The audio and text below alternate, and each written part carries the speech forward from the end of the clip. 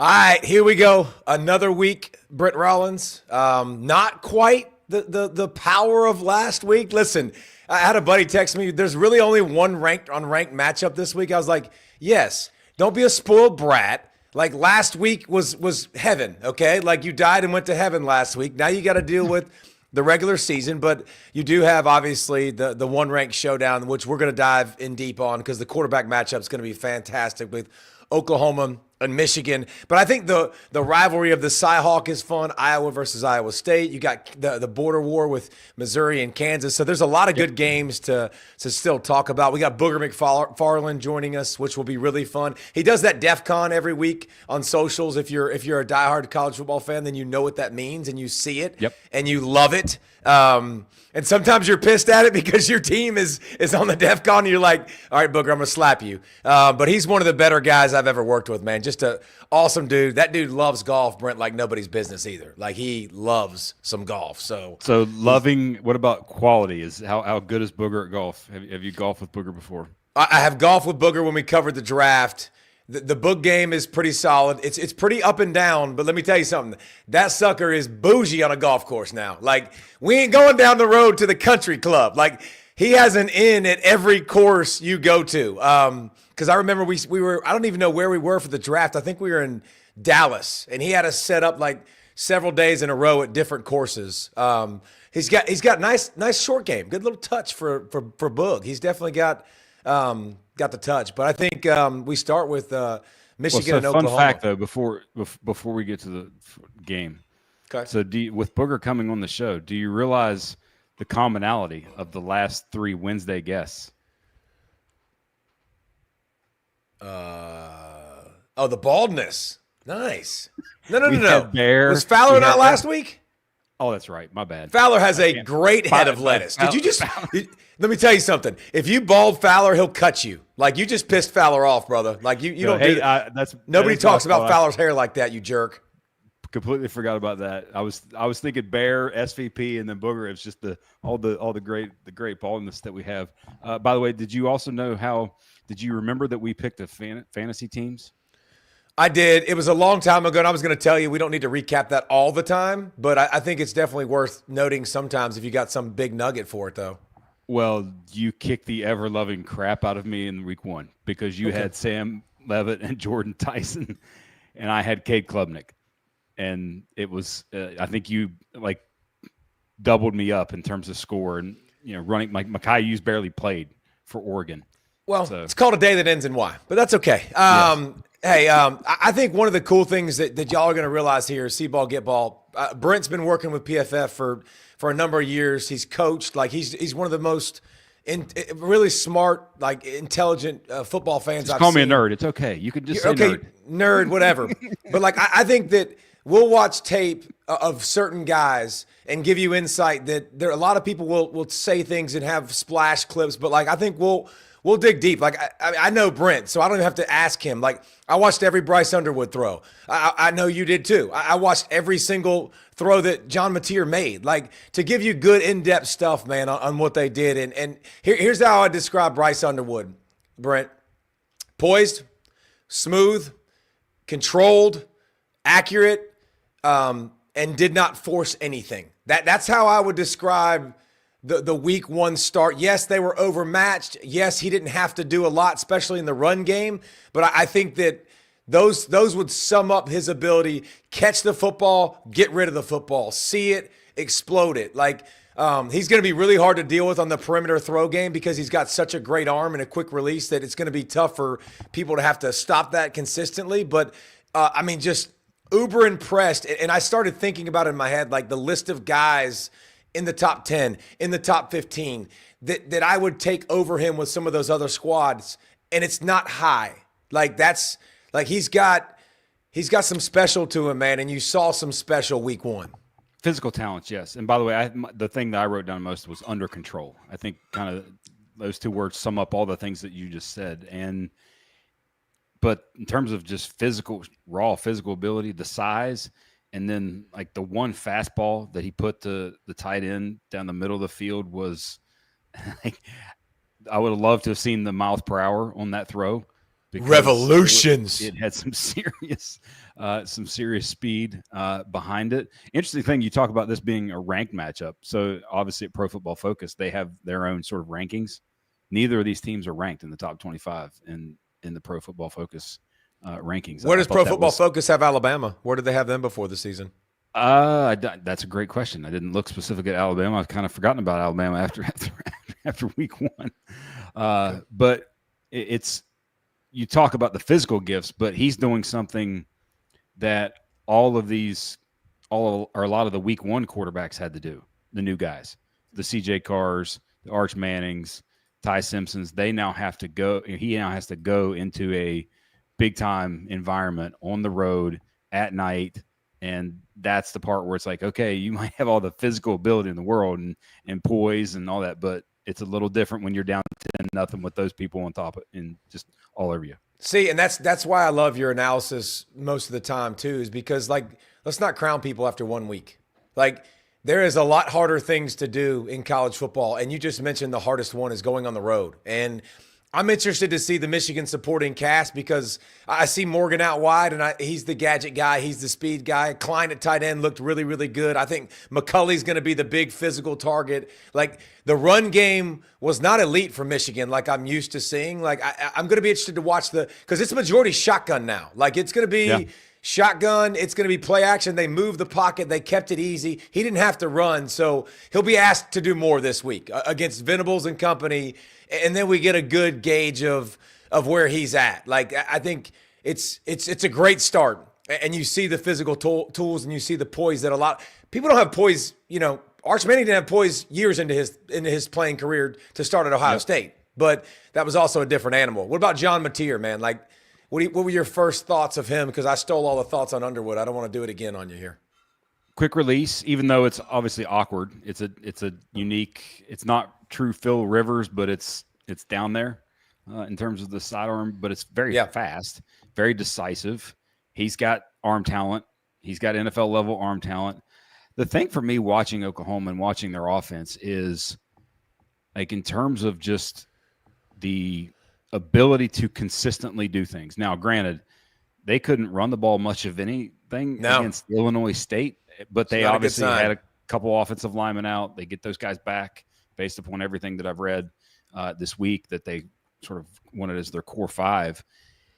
But the system itself, I am beyond intrigued to watch the system itself against a Michigan level type defense that is going to oftentimes play press, that they're going to bring extra bodies.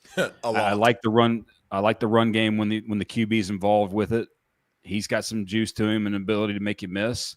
But how much does he play with and have to make tight window throws? That's the part where I want to see, because it's easy to make a lot of times to make those throws and be a little off target when there's nobody within 3 or 4 yards of your receiver. But now if you got somebody and you're playing man, you see a lot of man, you got to make tight window stuff. Okay, let's see it. See, I love the arm release because it's lightning fast and it can change. It's not just one the whole time. He can change it and do different things. But you talk about week one, 30 of 37 for 392. Baker, that beat Baker Mayfield's debut of 388, which was the high at Oklahoma. And there's been some pretty good dudes at quarterback at Oklahoma. So, really good start. They led the Power 4 in explosive pass plays in the week one. He also rushed one in. But I think that's when you're going to solve this problem. If they protect him, Oklahoma's going to the playoffs. I'm just telling you. If they protect him, like, he throws balls 20 yards down the field that you couldn't run down there and hand them off any better. Like, you legit could not run and hand it to your guy. And it's a 20-yard dig where he's putting it on the money. He attacks the seams on the money. He had a back shoulder to Lewis on the sideline that was absolutely dirty. Like, he definitely makes some plays, then makes some plays with his feet. Can they run the football? Like you said, that will be – Michigan's not going to allow you to do that. They're going to heat you up. They're going to pressure you. But the start for Mateer was really, really fun. They fumbled the first completion and given chances and didn't play their best. But, man, like, you saw Oklahoma fans, they got excited. After watching what they watched and suffered through a year ago, they were like, bro, sign me the crap up for this guy right now. What did you think of the hit that the Michigan kid that he's going to end up getting missing the first half? The Barham, the linebacker. I think you know how I feel about the targeting calls most of the time, but the rule is forcible contact to the head or neck area, and that was forcible. Like that was contact to that area that was. And now listen, it was awkward because the helmet kind of came up, and it was a kind of a. Yeah. It was a weird looking. It looked probably worse than it felt for that guy, honestly.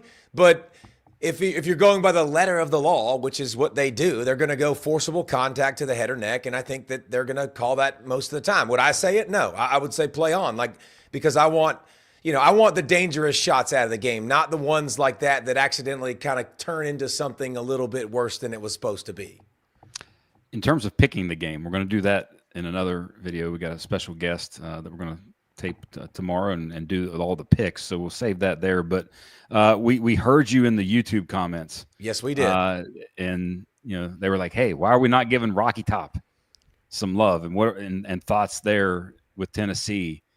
And we kind of did a little bit in that sort of opening window with the Texas Ohio State. A little bit. Don't hedge it. We screwed it up. Okay, we didn't give Rocky Top their flowers. And here's the thing: we have a producer, and his name is Wes, and he was on the show. And Wes said, "Get to Tennessee," and we screwed it up. So we're going to own that. We're going to wear it. But we did talk about it a little bit. But Joey Aguilar was the. That's what everybody wanted to talk about, right? Like that's what you should want to talk about. How does it look different? But to me, and it was really fun to watch the play calling. It was different for Tennessee, which you appreciate because you've done articles over the past couple years about Heupel and how much you hate his system and just that it doesn't change. That it's predictable and it's not. Yes. Like I thought he did a good job of changing that up. It was interesting. They came out pass. He throws the bomb for the post for the long touchdown, but I think he started 6 of 13 and then goes 7 of 11 and got situated once he had some of those high balls. But I thought Tennessee looked well. Here's the thing, Brent, I'll spin it to you and ask you this. Like, did you think the D looked as good as they did a year ago? Because the defense was the reason that the defense carried the day, like for the most part for that season. Are they going to be able to do that again this year? I don't know, but before we get to do you think Tennessee won the Nico trade? Because it was technically a trade with UCLA with Aguilar. Do you think they won that trade after 1 week? Or you want ready to crown them? Well, heck yeah. Week 1, yeah. Like week 1, you're going to say absolutely. But I think for your program and how you want to run it and somebody's holding out, like, yeah, I think you already won. Like whether the difference is, here and here, I don't really care. But I think that you got a guy that can make plays. You got a guy with experience. You got a guy with a little bit of something to stuff in his neck too, which I really like. Because this dude, he came out of high school football, sat for a couple years, then goes to JUCO. He's been to a bunch of different places. I feel like he really appreciates his opportunity. So yes, like I'm fine with. If I was Tennessee, I want Joey Aguilar. And again, it had nothing to do with Nico. It was his family that kind of made that situation harder than it needed to be. But yes, if I'm a Tennessee fan. In terms of their defense, though, it wasn't as – I guess things were easy in certain instances for Syracuse. Now, granted, the game was out of hand, but there are certain areas of the field I thought that Angeli attacked quite well, especially the middle of the field. And also they lost one of the corners. I think it was the Gibson kid.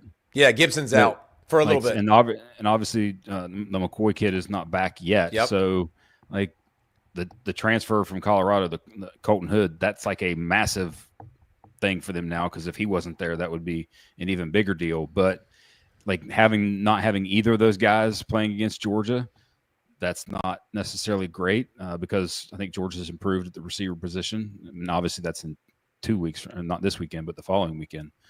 But Aguilar in general, back to him, he didn't no turnover worthy plays. Like we talked about how he basically had almost 1 or 2 a game before, so none this time. So it was good to see. He was greater than 50% on the over 10-yard throws. That was a big deal. So I think if you're a Tennessee fan, you're feeling pretty good, and that your defense maybe is just kind of rounding into form more so than being great out of the gates like it was a year ago. I think it showed flashes, but I don't think it did not stand out to me as elite like a year ago. Still had 5 sacks, had a couple takeaways, actually scored a touchdown. And then all of a sudden, Jackson Moy gets hurt, and other D linemen are going down, and then Gibson goes down. So injuries already too to the defensive front and at corner where you didn't need it. So those are definitely things that are frustrating. Is our boy here? Are we ready to rock and roll? He is hanging out. It looks like, by the way, it looks like he came straight from the golf course. If based on the, I can't wait to hear about the golf game. He's going to be so excited to hear about mine too, because he used to just rip on me so bad about not playing, enough holes. Like, all right. So get in there. Look at that. You ready to rock and roll? What's happening? Man, I want to know how Booger McFarland, to start this, everybody knows who Booger McFarland is, Super Bowl champion, all that good stuff, analyst, extraordinaire, NFL, college, all that good stuff. I want to know how's the golf game. That's what I want to know. The game is not bad. Unfortunately for me, we're getting to the time of year where I don't play very much because it's football season and the travel and, when you're at home, it's kind of hard to justify being gone for 4 days and then going and play 18, So the golf game takes a back seat, but had a great summer, man. Played some great rounds. I played up at the Vineyard, up in Martha's Vineyard. I played overseas, played a lot in Tampa. Broke 80 one time this summer, so I think we're getting better. We're trending the right direction. Okay, I like hearing that. I would like you to know, first of all, that I am playing 18 holes more now. The golf game is getting better. Because those 9-hole things that you used to do are, that's like, I know this podcast is clean, so I'll keep it clean. It's like you and the wife laying down, just having a little foreplay, and then you go to bed. Like, that's what 9 holes is. Seriously. 9 holes doesn't do it for me. It just doesn't. Well, okay, so my thing would be, Boog, because of the schedule in the past and stuff, like you travel a lot, you ain't got 4 hours. So if you go give me 2, like we go get 2. But tell me if this is a negative or a positive. Okay. So here's my new schedule. If I play 18, I get 8 sprints during the round. I get 25 push-ups after every single hole. So I walk 7.5 miles. I get 8 sprints, and I get 450 push-ups in a round of golf. Hey, listen, I'm glad you're doing it because I'll never, ever do that. That's amazing.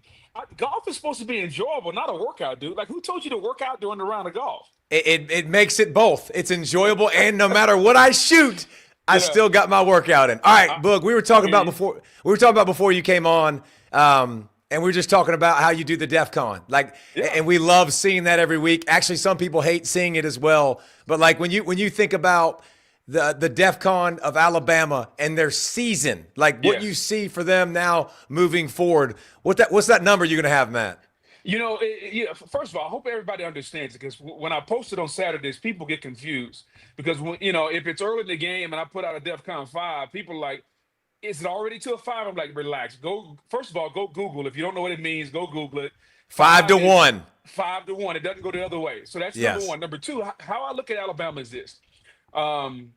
It's early in the season, man. So I'm not ready to go past like a 4 for them. And here's why. I think everything that they did wrong on Saturday is correctable. I just don't know if Kalen DeBoer can correct it, because in their last 10 games, they're 5-5. And I've started to see kind of a pattern. Like, their attitude and their effort is not what we're used to seeing. And so, yes, it's correctable. You can change your attitude and you can change your effort in a spur of a moment. I'm starting to wonder, is he doing a good enough job motivating this team? Because there's no reason whatsoever for Alabama to be 5-5 in their last 10 and to lose to Vandy, to lose to Oklahoma, to lose to Florida State. Like, those are games when those programs were at their peak. Maybe you lose, but those programs haven't been at their peak in a while. And so I don't think he should be fired. I don't think we're in a situation where we need to call for his job. But I do wonder, or I think he's got to wonder, how am I not able to connect with my team? I think the biggest thing that Nick Saban did for years and years besides win is he had a connection with the team. If he said the sky was gray, they didn't even look up. They believed it, right? I don't know if this team is really following Coach DeBoer. Now, does he have time to fix that? Sure, but it's been a year and some change, and you would think by now they would have connected, and I just don't know if they've connected yet. Okay. Well, we do these things every week now, every Wednesday, called Podium Kings. Okay. And we're gonna Wes, go ahead and tell Boog what he's got here. Boog, how are you, man? Great to see you. So each week on Wednesday, we celebrate the best Podium King moments of the few days before that. A lot of coaches are coach speak, kind of dry, but we find those gems that are the best. And your guy of the Bayou Bengals had one of the best responses to Dabo Swinney. So I'm going to play it, and I'm going to let you guys react to it. So here it is. It's like getting the final exam day one of class. They made a 65, we made a 58. Neither one of us were great. We dominated him in the second half. So he's either a really good grader for, giving himself a 58, or he's a really hard grader on us, or he didn't see the second half, which that might be the case. He might not have won.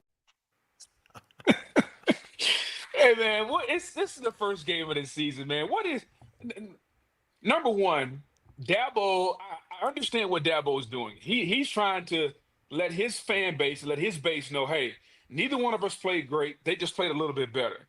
I was always taught, man, like when you win, say a little. When you lose, say less. Don't say anything at all. But Dabo had to kind of take a shot to say, yeah, y'all won, but you really didn't do anything. You really didn't play well. Now, BK, if you know anything about BK, he's got a little edge to him.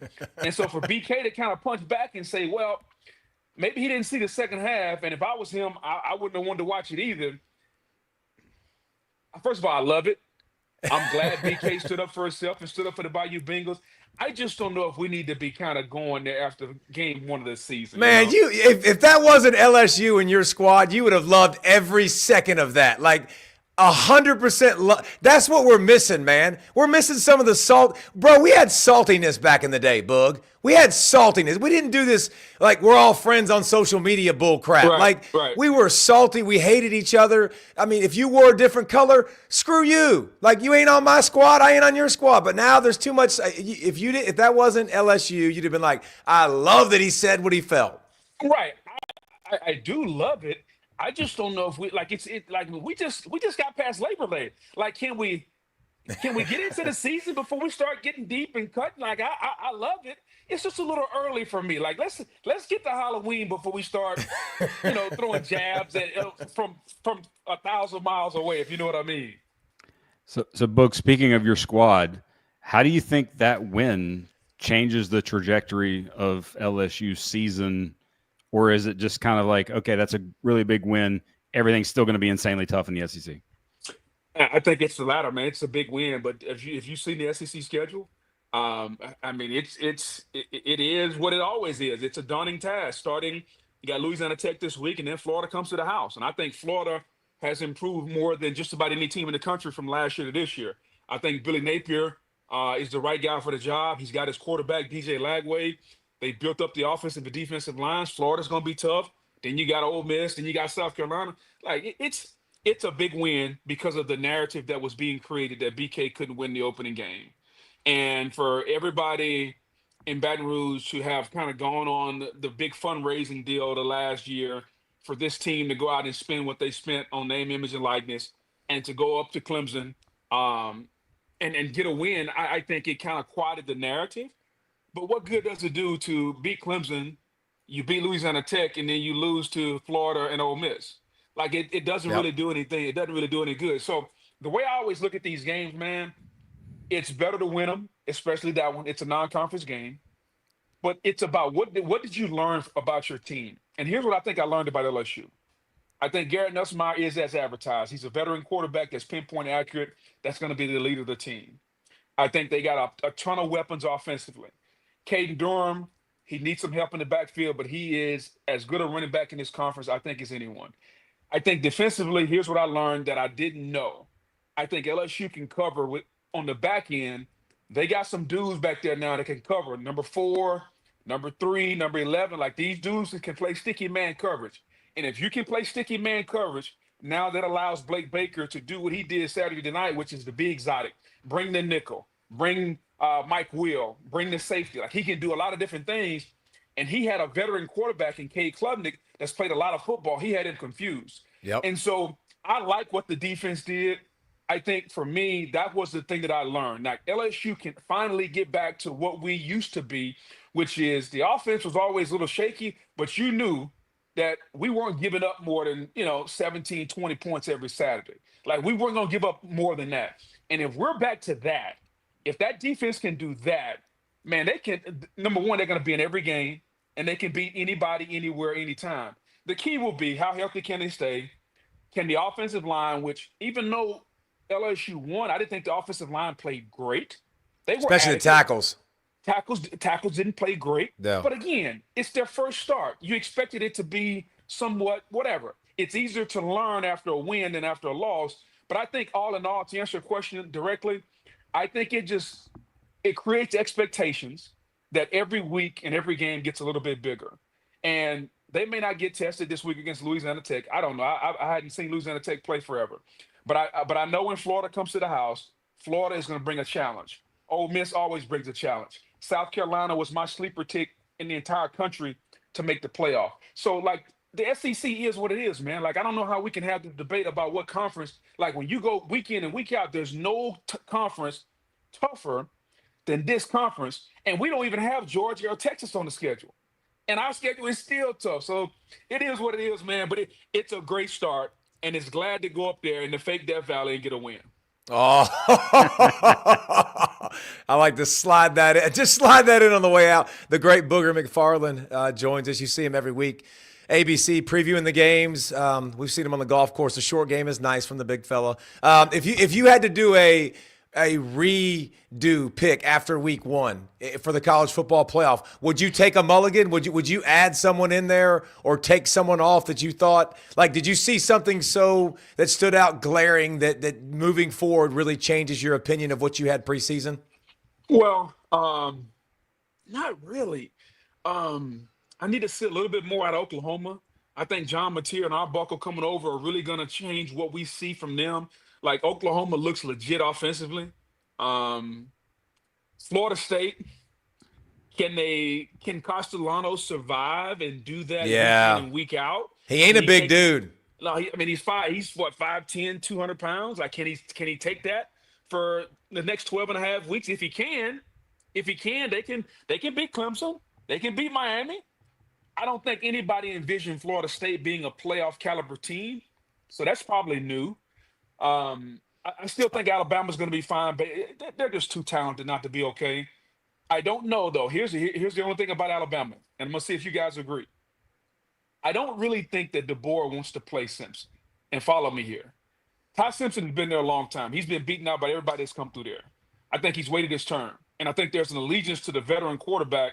I start the veteran early because it's easier to put the veteran out there and then bring the youngster in. I think the guy they really want to play is the guy who recruited the 5-star from Duncanville High School in Texas, Russell. I think that's the guy he really wants to play. But I don't know how the fan base is going to accept playing a freshman when Ty Simpson has been there forever. Like, to me, that dynamic is really something I think he will never tell us. But I think DeBoer is struggling with that on the inside. Your thoughts? I mean, he even brought the Austin Mack kid came with him too. So it wasn't like he inherited every quarterback. He even brought Mack with him already. So there's 2 or 3 of his guys that are already there. I mean, at a certain point, he, especially with the way, speaking of Podium Kings, with the way he was in the press conference the other day and just sort of the wishy-washiness of that and the unsettledness there, it might be change for the sake of change because of it. I don't know what you think, Davey. I think Florida, if you're going to get your ace kicked up front like that, I mean, golly, like we talked about Proctor on the left being the first tackle taken, like he got worked. I mean, and I know he's an athletic freak, but he got worked. They got worked across the board. So, I mean, Ryan Williams dropping passes, not looking like Ryan Williams. Everything about it it just looks sloppy. So if you're not going to protect him, it's going to be interesting to see how they move forward. But, like, what about Bill Belichick, Boog? Like, if we're doing DEFCON levels with Bill Belichick after what we saw the other night, because I'm pretty firmly flipping. I thought with that schedule, Boog, I'm like, all right, they're going to get 8 because the schedule's a cakewalk. They play 4 of the worst teams in the ACC. Yeah. After watching that the other night, whoo. I think they're going to wind up 6-6 when it's all said and done. I think Bill is too good of a coach. I think they are him, Mike Lombardi, are two prideful gentlemen. Mike Lombardi is his GM, in case anyone didn't know. I think they're two prideful guys, man, not to be able to get to 6-6. I think they need to play Brad Johnson's kid at quarterback and bring Gio in as a changeup, because that opens the offense up where you can throw the football a little bit better. Because you can't just run. You know what surprised me? And I love Freddie Kitchens. Freddie Kitchens, for disclosure, he's a friend of mine. Why in the hell he just kept running up the middle over and over the other night? I have no idea. Like, Freddie, it's 1st and 10, 2nd and 8, 3rd and 7. Like, can we not do this for the 5th drive in a row? Like, they got to open the offense up a little bit. Like college football, whether we like it or not, you got to be able to throw it 65% of the time and run it 35. I don't care who you are. If you can't do that, then your offense is going to struggle. Like, it's got to be some form of spread. Even Georgia is going to have to throw the football when they go against better competition. You can't just line up and run it over everybody. But I do think that Bill Belichick is too prideful not to get the 6-6. They just don't have a bunch of dudes, man. They got some big kids, but they're young, they're freshmen. They look uninspired. There were no halftime adjustments. Like, where was the adjustments? They played better in the first half than the second half. That was surprising. After the first drive, it was pretty bad. I don't know. I was going to say that was one for I'm going to I might take an early victory lap on that one, Davey, because I was like, I don't think he can, like, his weakness in New England at the end was getting players and drafting players. So there, but yeah, all right, so he's not the guy. Mike Lombardi's the guy who's doing this, quote unquote. He's the GM now. And Lombardi, now maybe Lombardi is too much like him and they're too connected. I'll buy that. But Bill is not out here in the portal watching tape. I guarantee you, Mike Lombardi's supposed to be doing that. Yeah. He's watching tape of Max Johnson, or who's his quarterback, who's the same age as his girlfriend. I digress. Go ahead, Brent. All right, you had that one in the holster, boy. Oh, yeah, he did. He did. Biggest game of the weekend, Texas and Ohio State. One of the things I think from my perspective, and I mentioned this with Davey on Saturday, is that I thought Ohio State ceiling is maybe 2 to 3 notches higher than Texas in the end.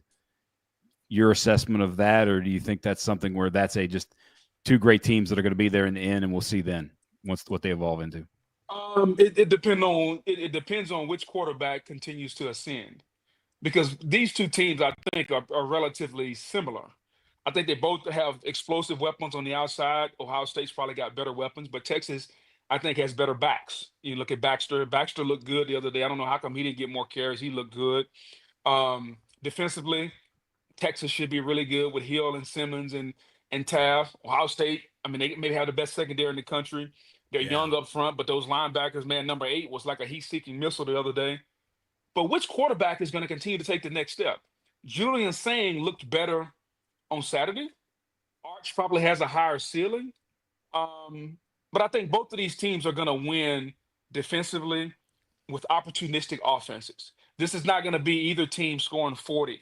This is going to be your 27, 21 type games that they're going to win. Because I think offensively, both quarterbacks are young. They don't have a lot of experience. And I think it's going to be a lot of growing pains throughout the season. Which quarterback starts to kind of get it sooner, though, will determine who has the higher ceiling. All right, so let's go DEFCON again because I love it so much. Let's go back to the great Booger McFarland. That's why we're doing the DEFCON. Like, watch his social media. He does it every single week. Notre Dame. Notre Dame, I would put at a – I liked a lot of the things that I saw. I would put them at a 5. I'm not going to panic. I was very impressed by Carr. Like, he showed me a little moxie. He threw the ball better than I thought he could. He ran a lot of quarterback. I thought Mike Denbrock got away from Jeremiah Love too much. Love didn't carry the ball enough. Like, if you're Notre Dame, and you guys tell me, if you're Notre Dame, you have to end every game with at least 35 runs. I don't care who carries the ball. Who carries the ball? 4, well, Love needs at 24. least 15 to 20. Like you need 35 carries. And I think they got away from that a little bit early. But defensively, I would love to play for Notre Dame. And here's why. They play man-to-man on the back end. and they tell the front four, go get him. Now, my only question is, does he have some dudes up front that can go get him? Because the other night in Miami, they didn't go get him. And if you're going to play that much man-to-man, and those secondaries led by Moore and those guys, they're great on the back end. But if they can't cover anybody, if they can't rush the passer, David, you know what I know. I don't care if you're Dion, Darryl Green, Champ Bailey. You can't cover forever. At some point, the guy's going to get open. You have to tell me you liked Bain and Mesidor, though. Like being a defensive lineman and watching those suckers get off the rock and get after the QB, man. I love Bain. If Bain keeps eating, though, he's going to be a 3 technique. Well, he's thicker than a Snickers, bro. He is. Like, that lower half is thick. Yes, I agree. Yeah, if he keeps eating, we're going to move him one slot over from 5 technique to 3 technique. He's going to be a handful, though. Miami's defensive line looked really, really good. All right, Brent, you got it. What you got? In terms of this weekend with Michigan and Oklahoma, we kind of started off the show with that. Your early thoughts there, your early thoughts on Underwood and his chances of going into Norman and getting a victory. I think it's going to look very similar to what Arch looked like. I think he's going to struggle early. It's his first road game. I mean, think about this. I like to put this in perspective. So it's September, right? September. So if we go back 9 months ago, he was in high school. 9 months ago, he was in high school carrying a backpack. And now you want him to go from carrying a backpack in high school to Norman, Oklahoma. I don't know, what is it, 80,000? Boomer Sooner. That's a lot to ask against Brent Venables. Now, when you add all that up, that's a lot to ask. I think, though, his talent, though, will eventually rise up. Like, he's super talented. Like, if you go back and watch some of the throws, forget who he's playing against. Watch some of the throws. Watch how the ball comes out.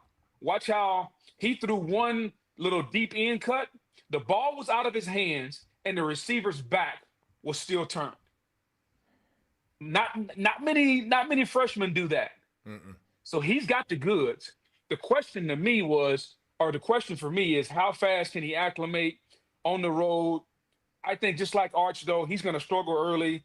And if that game is still close in the second half, I think if you're Oklahoma, you got to be concerned, because the more comfortable he gets, I think the better he's going to play. And he's one of the 5 purest, most talented quarterbacks in the country. I think Lenore Sellers, like those guys have different tools than the rest of the guys have. Yeah, they definitely got some upside. And Underwood's definitely, the poise to me stuck out too, man. Just the poise, the organization, all that stuff was good. Booger, we appreciate you, man, so much. Thank you for spending some time with us. We know you're a busy man. Let's make sure you get some 18 holes in this week, and not too much tape being watched, man. You got to still have some fun, dog. Hey, listen, I'm gonna do my best, man. I appreciate the invite, man. I love what you're doing, buddy. Always good to follow you. Tell the wife I said hello. Glad she's doing well. And I can't wait to get on the golf course with you, buddy. Yes, sir. All right. The great Booger McFarland. Man, I've always loved his personality, Brent. Just he's got such a cool, easy, and he's like that everywhere. He's always happy. He's always joyful. The Podium Kings of Brian Kelly was perfect too. How much fun do you think him and Berman have on Sunday nights, by the way? Oh, yeah. Well, that's the crazy thing. He does NFL and he does college at the same time, which is not that easy to do. No. Wes, we got another one for you. Got another? Yeah, one for us, I got one more thing for you guys on the way out. So I know, David, you've been to Starkville a few times, Stark Vegas. Oh yeah. And I don't know if y'all have seen this clip. I'm going to try to pull it up here. This is from Justin Lastertosa. I guess he covers Arizona State, but I'm going to pull this video up, and I'm going to spare everyone the sound of the actual. No, we got the sound, so I'm going to pull it up. The sound. We need Don't to spare the sound. Well, it sounds too good. They spared us the sound of what Starkville really sounds like. So this is how Arizona State is using its assistants to try to get ready for that trip to Mississippi State.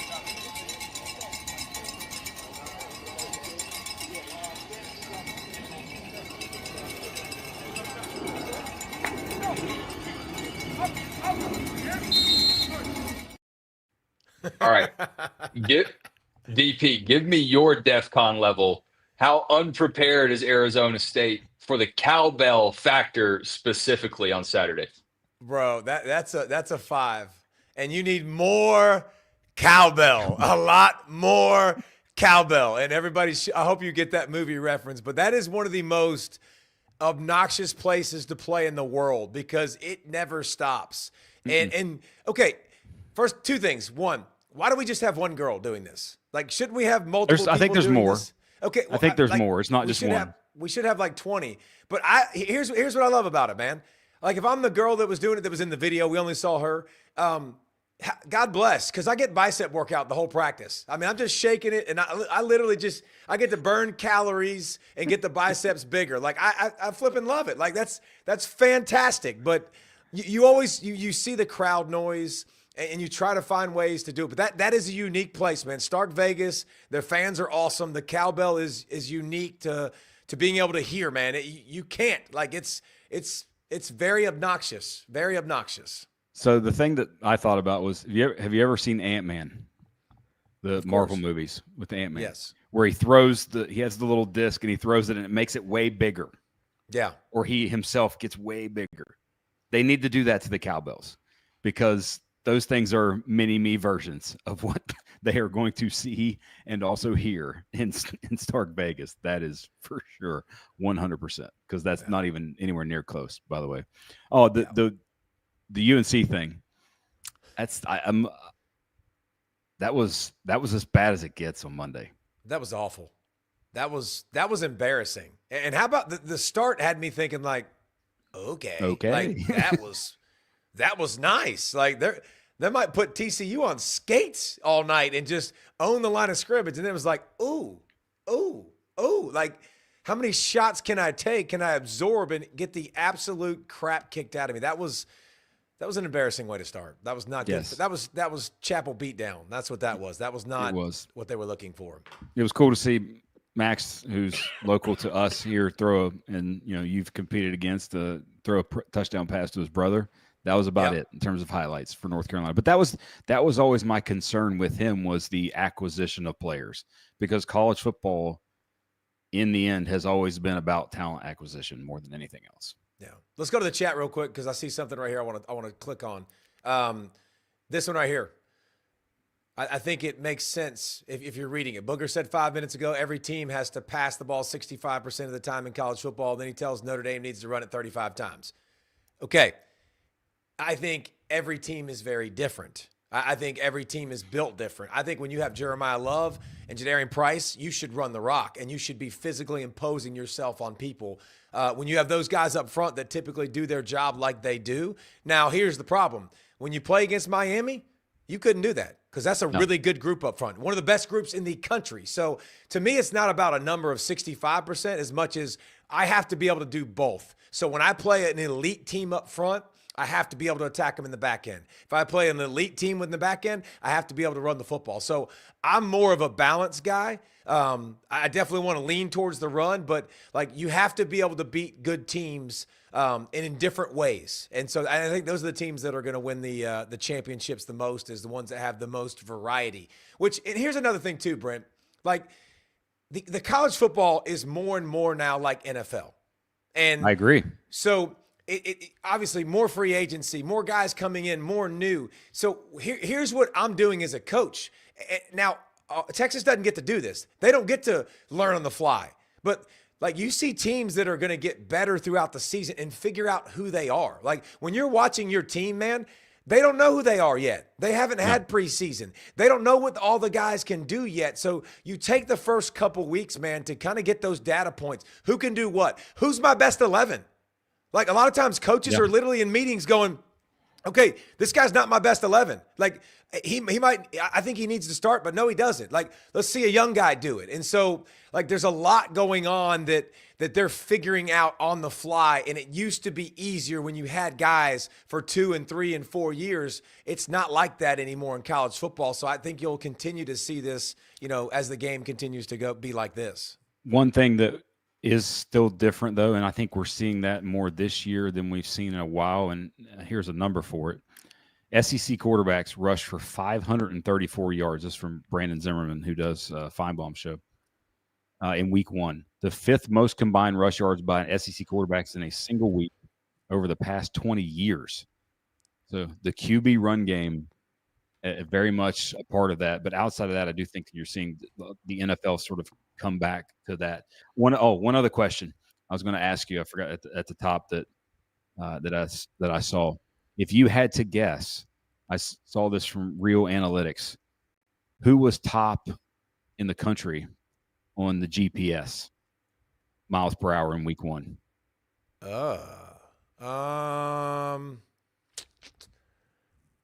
Branch for Georgia when he caught that screen was pretty dang impressive. I mean, he caught a 1-yard pass from Gunnar Stockton and took it 47.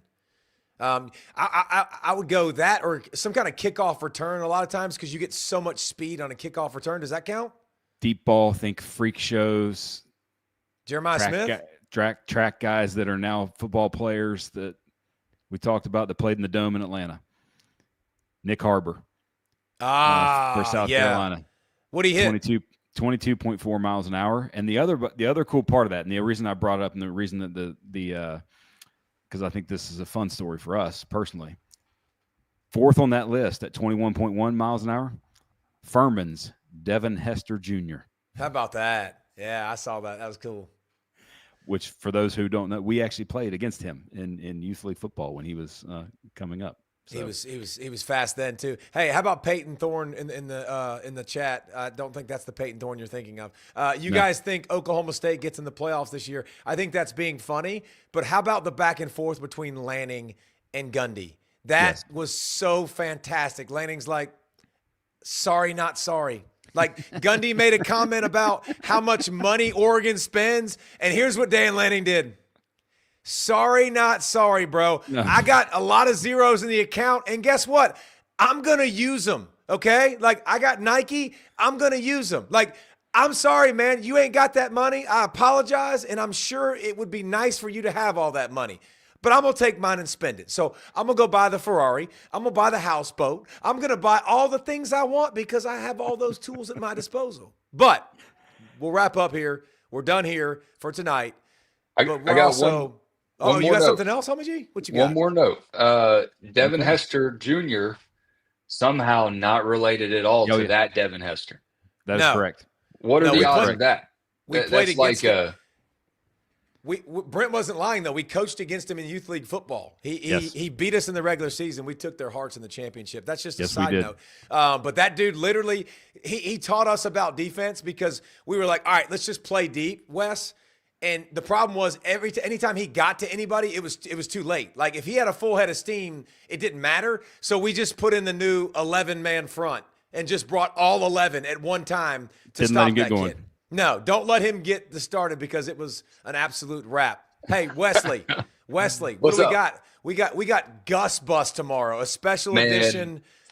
We texted Gus and he was like, hey, I want to see if he'd just come on, man, because what a big week for Florida State and setting the tone for their season. And just, I'm interested to hear from him. Like, dude, you leave a head coaching gig to go to Florida State. Like, why? You recruited Tommy to UCF, and now the outlook of the season and why he did what he did, I think it's going to be one of the stories in college football. And then we got some picks too, right? Yep. We got picks tomorrow every Thursday right here on the channel, See Ball, Get Ball. We have picks for the upcoming games. You can find us here every Monday and Wednesday night live at 8:30. Saturday night post games. I'm excited for the Gus Bus, man. He just looked like he was having fun coaching against the Tide. Brett Taylor asks 8:30 tomorrow. No, we'll have our picks up earlier in the day, trying to wrap up with Coach around lunchtime. So hopefully we'll get that turned around and get the picks up way before 8:30 tomorrow night. Yeah. Peace.